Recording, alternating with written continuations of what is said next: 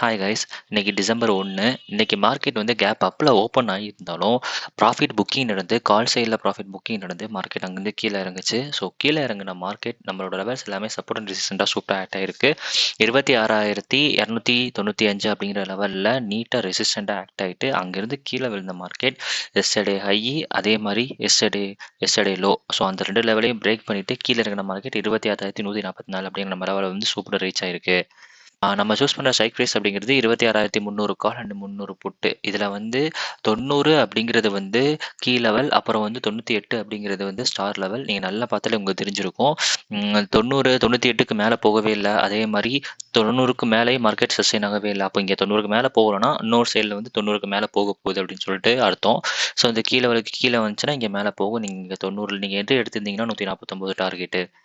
இந்த மாதிரி நிறைய விஷயங்களை பற்றி நீங்கள் தெரிஞ்சுக்கணும் அப்படின்னா நம்ம சேனலை ஃபாலோ பண்ணுங்கள்.